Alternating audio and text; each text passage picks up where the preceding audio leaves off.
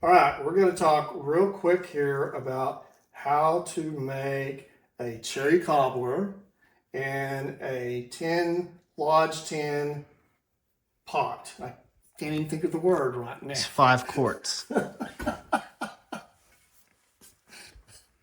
It's got the 10. Yes, it's a number 10 lodge, which is a 5 quarts.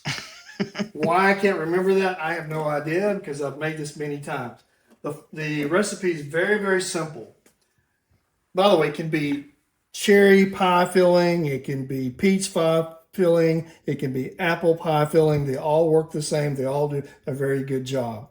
So the way I do it in a 5 quart or lodge number 10, again, 5 quart doesn't matter if it's lodge or not, is 1 stick of butter, 2 of these, which are 20 ounces a piece, and I use half of a yellow cake mix. The reason I use half is I don't like all the cake mix. Some people like it more, some people like it less. I like to use half of a yellow cake mix. The reason I use yellow cake mix is because it makes it very moist. Now to start, the first thing I do is obviously make sure it's clean inside and it's been well seasoned, which mine has been, is I take aluminum foil, wrap everything in aluminum foil and do that. Then I take my cans of cherry pie filling, I open those up and I put those in there with the butter. And what I like to do is typically I like to melt the butter, the cherry first within the aluminum foil. And then after that's warm and I see it bubbling, then I will add the yellow cake mix.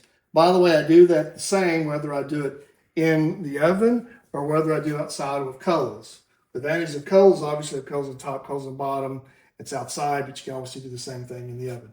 And with that, we'll stop and I'll go ahead and put the aluminum foil on here. Now that I have the aluminum foil in it, it typically takes 2 rolls to do it. This one actually took 3 because I didn't have enough aluminum foil. But what you try to do is you get the aluminum foil all the way to the top, you rip it off, you put it in, push it in, and then you gotta take the other side. The point is to get as high as you can without giving over the rim. So now that I have the aluminum foil in it, I simply just add the cherries in.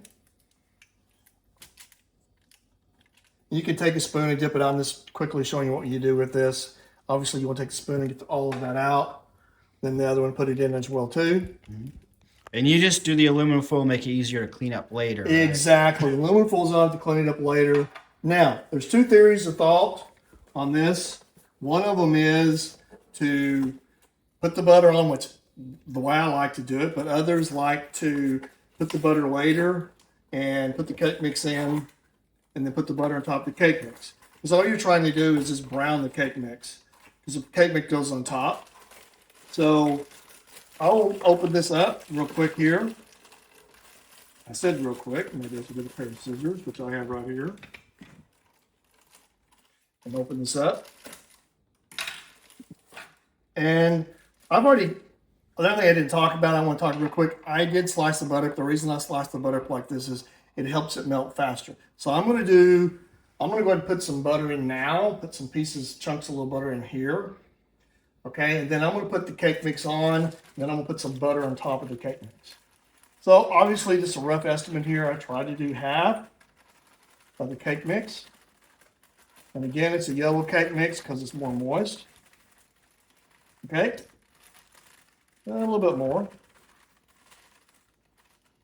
And you can smooth that out if you wish to level it off. Now what I'm going to do is I'm going to take the knife here real quick and just kind of smooth that out a little bit so it isn't so lumpy.